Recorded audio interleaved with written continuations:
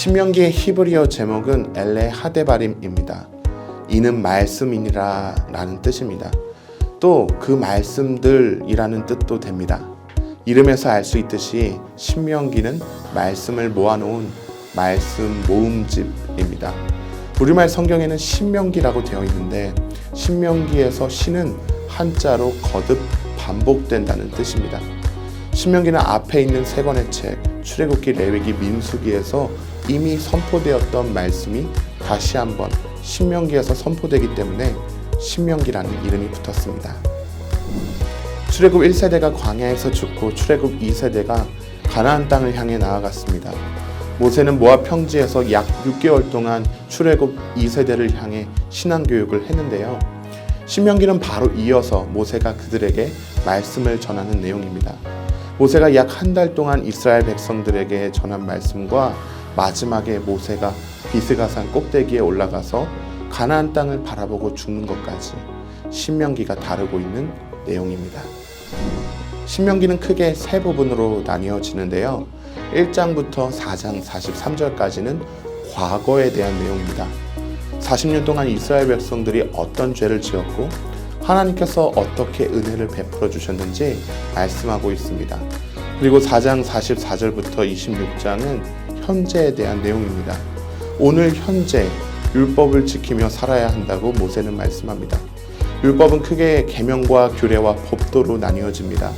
먼저 모세는 계명을 반포합니다. 출애굽기 20장에 나오는 10계명을 신명기 5장에서 다시 반포합니다. 계명은 하라 또는 하지 말라는 무조건적인 명령으로 되어 있습니다.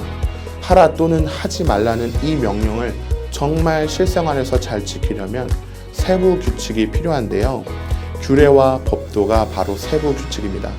제사법, 절기, 안식일 등 하나님을 섬기는 것과 관련된 규칙들이 규례에 해당됩니다. 그리고 법도는 사람과 사람 사이에 지켜야 할 사회법을 말씀하고 있습니다. 27장부터 마지막 34장은 미래에 대한 내용입니다. 하나님의 말씀에 순종하면 복을 받습니다. 하지만 불순종하면 이스라엘이 망하고 다른 나라의 포로로 끌려가게 될 것입니다. 순종하면 땅을 차지하고 불순종하면 땅에서 쫓겨난다는 이 영적인 원리가 구약 성경 전체 이야기를 이끌고 있는데요. 신명기 28장은 이러한 영적 원리를 아주 자세하게 설명해 주고 있습니다. 하나님의 백성은 하나님의 계명과 규례와 법도를 지킬 때 복을 받습니다. 불순종할 때는 저주를 받습니다. 아직 이스라엘 백성들이 가나안 땅에 들어간 것은 아니지만 모세는 미래에 일어날 일을 먼저 분명하게 예언하고 있는 것입니다. 그러면 지금부터 좀 더 자세하게 신명기를 살펴보겠습니다. 신명기 1장부터 4장 43절까지 모세는 과거의 일을 이야기합니다. 이스라엘 백성은 가데스 바네아에서 불순종하고 원망했습니다. 하나님은 이스라엘 백성들이 광야를 돌게 하셨는데요. 모세는 광야에서 있었던 그 긴 시간을 딱 한 절의 말씀으로 이렇게 표현합니다. 우리가 방향을 돌려 여호와께서 내게 명령하신 대로 홍해길로 광야에 들어가서 여러 날 동안 세일산을 두루 다녔더니 하나님의 인도하심을 따라 여러 날 동안 세일산을 두루 다녔습니다. 이 여러 날은 38년 4개월의 시간입니다.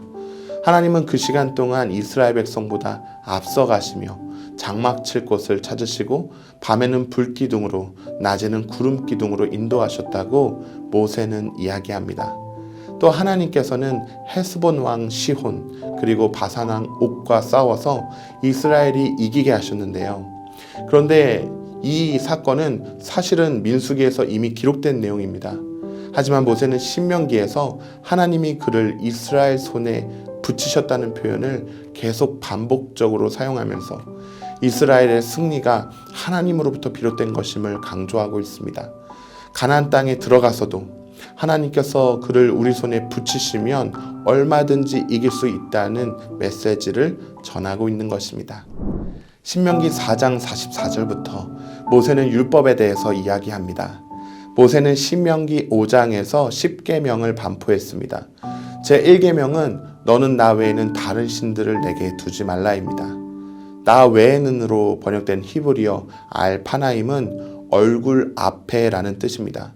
그래서 제1계명을 우리말로 직역하면 내 얼굴 앞에 아무것도 두지 말라는 말씀이 됩니다. 내 얼굴 앞에 아무것도 두지 말라는 것은 너와 나 사이에 아무것도 두지 말라는 뜻입니다. 하나님께서 자기 백성들에게 가장 원하시는 것은 너와 나 사이에 아무것도 두지 말고 그 어떤 우상도 두지 말고 서로 교제하는 것입니다. 신명기 6장에서 모세는 신명기의 핵심 구절이면서 유대인들의 신앙 고백이 되는 중요한 말씀을 이야기합니다. 신명기 6장 4절부터 9절까지 말씀인데요. 히브리어 쉐마로 시작되는 이 단락을 유대인들은 첫 단어 그대로 쉐마라고 부릅니다. 쉐마는 들으라라는 뜻입니다. 이스라엘아 들으라. 우리 하나님 여호와는 오직 유일한 여호와이시니 너는 마음을 다하고 뜻을 다하고 힘을 다하여 내 하나님 여호와를 사랑하라. 이 말씀은 십계명의 제1계명과 연결되는 말씀입니다. 말씀을 듣는 것을 통해 하나님을 알게 되고 하나님을 아는 것을 통해 하나님을 사랑하게 됩니다. 모든 것의 시작은 바로 듣는 것입니다. 마음을 다하고 뜻을 다하고 힘을 다하여 하나님을 사랑하는 것은 듣는 것에서부터 시작되는 것입니다. 한편 6장부터 26장까지 이어지는 다양한 규정들은 십계명의 계명들을 어떻게 지킬 것인지 자세하게 말씀하고 있습니다.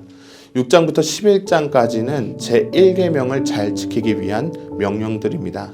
가나안 땅에 들어가면 그들과 어떤 언약도 맺지 말고 그들을 불쌍히 여기지도 말고 다 죽여야 합니다. 그들은 하나님께 적대적이었고 우상을 섬기는 자들입니다. 가나안 땅에 들어갔을 때 반드시 그들을 진멸해야 합니다. 또 10장에서는 하나님께서 40년 동안 광야에서 길을 걷게 하신 것을 기억하라고 말씀합니다. 하나님은 광야에서 만나를 주셨습니다. 40년 동안 의복이 헤어지지 않고 발이 부르트지 않았습니다. 하나님은 광야가 살기 좋은 곳이라서 광야를 걷게 하신 것이 아닙니다. 이스라엘 백성들에게 마침내 복을 주시려고 광야를 걷게 하신 것입니다. 12장부터 26장까지는 좀 빠르게 정리해 보겠습니다. 12장에서는 가나안 땅에 있는 모든 우상을 깨뜨리고 불사르고 없애라고 말씀하십니다. 이것은 제2계명 우상을 만들지 말고 절하지 말고 섬기지 말라는 이 계명을 지키기 위해 반드시 해야 될 일입니다. 13장에서는 거짓 선지자들의 말을 듣지 말라고 말씀합니다. 이 말씀은 제3계명 내 하나님 여호와의 이름을 망령되게 부르지 말라는 말씀을 실제로 가나안 땅의 상황에 맞게 적용한 것입니다. 15장부터 16장에서는 안식년과 절기에 대한 말씀이 나옵니다. 제4계명은 안식일을 기억하여 거룩하게 지키라는 말씀인데요. 15장부터 16장은 안식일에서 더 나아가서 안식년과 거룩한 절기는 어떻게 지켜야 하는지 말씀하고 있습니다. 16장부터 18장은 제5계명 부모를 공경하라는 말씀을 더 확대 해석하며 다양한 상황에 적용합니다. 가정에서 부모의 권위를 인정하듯이 재판장, 왕, 제사장, 레위인, 선지자들의 권위와 역할을 어떻게 인정하고 이해해야 하는지 말씀합니다. 19장부터 22장 12절까지는 제6계명 살인하지 말라는 말씀과 관련이 있습니다. 도피성을 만들어서 비고의적으로 살인을 저지른 사람이 도피성으로 들어가서 쉽게 복수를 당하지 않게 하라고 말씀하십니다. 또 전쟁을 하기 전에 먼저 항복을 권하고 적이 성문을 열면 그들을 죽이지 말라고 말씀하십니다. 또 집을 지을 때는 옥상에 난간을 만들어서 떨어지지 않게 하라는 말씀도 있습니다. 살인하지 말라는 말씀을 지키기 위한 세부 규칙입니다. 22장 23절부터 22장 끝까지는 결혼, 이혼, 성에 대한 말씀이 있습니다. 이 말씀은 제7계명 간음하지 말라는 말씀과 관련이 있습니다. 23장과 24장은 임금을 정확하게 주고 고리이자를 받지 말고 구제를 하라고 말씀합니다. 이 말씀은 제8계명 도둑질하지 말라는 계명과 관련이 있습니다. 포도원에서 포도를 딴 후에 남은 것은 다시 따지 말아야 합니다. 나그네와 고아와 과부를 위해 남겨두어야 합니다. 남은 것까지 모조리 거두게 되면 그것은 나그네와 고아와 과부의 것을 도둑질하는 것이 됩니다. 25장 전반부에는 재판을 공정하고 정의롭게 할 것을 말씀합니다. 이 말씀은 제9계명 거짓 증거하지 말라는 계명이 적용된 말씀입니다. 26장은 제10계명 탐내지 말라는 계명과 관련이 있습니다. 11조와 관련된 말씀들이 나옵니다. 토지소산 중에서 11조를 들여서 그것으로 레위인과 객과 고아와 과부가 먹고 배부르게 하라고 말씀합니다. 신명기 27장부터 마지막 36장까지는 모세의 예언과 모세의 죽음에 대한 말씀입니다. 모세는 말씀에 순종할 때 받는 복과 불순종할 때 받는 저주에 대해 자세하게 이야기합니다. 그리고 출애굽 1세대가 시내산에서 하나님과 언약을 맺은 것처럼 출애굽 2세대는 모압 평지에서 하나님과 언약을 맺습니다. 이를 모압 언약이라고 부릅니다. 모압 언약은 시내산 언약을 재확인하는 언약입니다. 이스라엘 백성들은 율법을 지킬 것을 약속합니다. 그리고 율법을 지킬 때 하나님께서 친히 그들의 하나님이 되어주시고 그들에게 복을 주겠다고 약속하신 것을 이스라엘 백성들이 다시 확인합니다. 모세는 죽기 전에 율법의 말씀들을 다 책에 써서 기록하고 율법책을 언약궤 안에 넣었습니다. 이제 이스라엘 백성들은 이 언약궤를 앞세우고 가나안 땅을 향해 나아가게 될 것입니다. 과연 신명기 이후에 이어지는 역사서에서 누가 하나님의 말씀을 지켜 행하고 누가 지키지 않게 될까요? 또 어느 시기에 이스라엘 백성들이 말씀을 지키고 어느 시기에 말씀을 지키지 않게 될까요? 신명기는 앞에 있는 네 권의 책 창세기, 출애굽기, 레위기, 민수기의 결론이 되면서 동시에 이어지는 역사서의 서론이 되는 책입니다. 우리는 신명기의 관점에서 역사서를 읽을 때 왜 이스라엘이 흥하고 왜 이스라엘이 망하게 되는지 금방 알게 됩니다.